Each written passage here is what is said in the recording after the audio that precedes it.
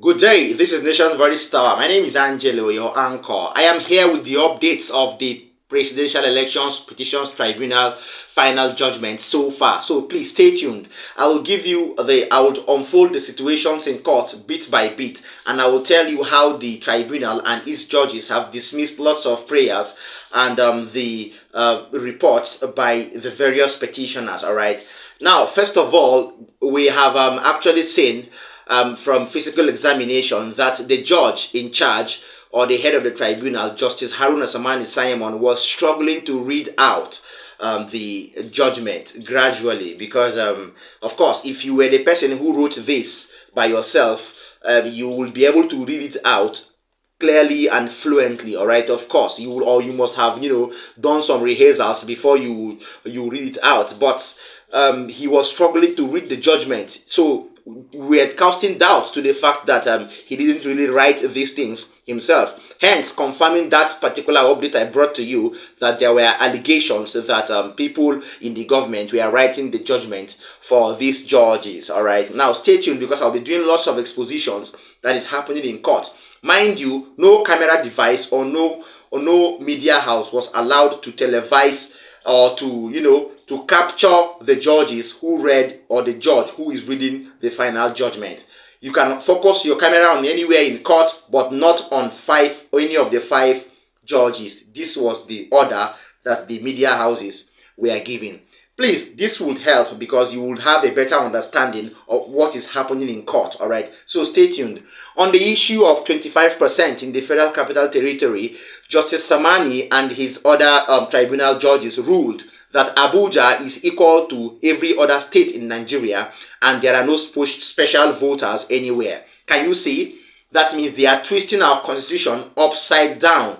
The same constitution that says 25% in Abuja is now saying Abuja will be treated like any other state. Then why doesn't any other state have the minister of their own state? Why do we only have the minister of FCT? All right, these are one of the issues that are being raised in court, and this is the ruling of the tribunal. This is disgraceful because these judges will go down in history as people who murdered democracy. Now listen, on the issue of the witnesses, yes, out of the 13 witnesses that were tabled by the Labour Party, 10 have been disqualified or ruled out. Let me use the word ruled out. Reasons being that the tribunal said these witnesses were filed out of time and with personal interest. That was the ruling of the tribunal as regards the 13 witnesses that were tendered by the Labour Party. Hence, the reason why 10 of them were ruled out. Now, Justice Bello, one of the members of the tribunal,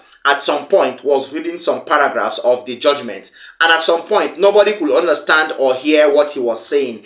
He was reading quickly and fastly, and nobody could even capture his video because nobody was allowed to video or to place cameras on the faces of any of the judges while they were reading the judgment. All right, now forwardly, of course, first and foremost, the petition of the APM party was struck out with other technicalities. These judges are depending on technicalities in order to disqualify whatever the Labour Party and the PDP have brought on board as prayers. So they want to have a base to finally declare Bola Ahmed Tinubu either as president or declare him returned as elected, or whatever they want to do as a final judgment. Now, furthermore, to my utmost dismay and surprise, the judges in the tribunal dismissed the report of the European Union. Seriously, this is shocking. Why would you dismiss the report of the European Union?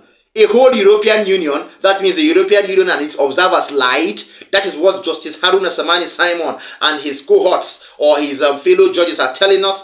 This is absurd. Nigeria's democracy is on the verge of being murdered. All right. Now, secondly, it says that, yes, from our own view and from what the judges said in court, this is coming straight from the court. All right. All 5 judges did not see irregularities in the 2023 presidential elections. Reasons being that the Labour Party did not prove with evidence that there was rigging in any specific polling units. This was what these judges said. How? We all saw these things. We saw how they happened. Okay, we saw the brutality everywhere. We saw the ethnic bigotry everywhere. Okay, we saw the high level of election irregularities in Port Harcourt, Rivers State. We saw in Lagos State. We saw in lots of states, in Bayelsa State. Okay, these things cannot be overemphasized. And these judges are telling us, despite the evidences before them, that they saw nothing wrong with the irregularities. Is it because their families were not involved?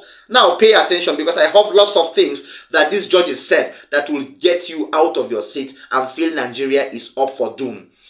On the issue of double nomination of the Vice President, Senator Kashim Shettima, and the disqualification of Bola Ahmed Tinubu on the issue of double nomination, the court, headed by Justice Samani Simon, ruled that these two people, Bola Ahmed Tinubu and Shettima, cannot be disqualified, reasons being that Shettima did not know at the time that he was nominated as the vice presidential candidate. Hence, they are giving him permission at that time to be able to exist as a senator of the Federal Republic and still as a vice president of the Federal Republic. This was what they were saying. This was what they held in court. That means at the time of nomination as vice president, he could still exist as the senator of the Federal Republic representing Maiduguri, representing Maiduguri, I think Borno North. Of Federal Constituency of Borno State. All right, so they are trying to say that until his resignation as a senator, since he never knew of the nomination as VP,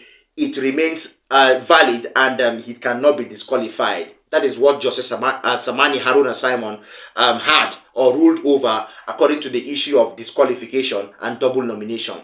On the issue of forfeiture of fine of $460,000 for narcotics and hard drugs, the court, headed by, and the tribunal, headed by Justice Haruna Samani Simon, ruled that the sentence of crime for any offense involving dishonesty and fraud from Section 37D has to be a criminal offense. And Labour Party, over time, during their court case, did not provide any evidence that this was a criminal offense. But the respondents proved it was not a criminal trial. Hence the reason why they cannot consider the $460,000 forfeiture as a criminal offense. Hence the reason why they ruled it out.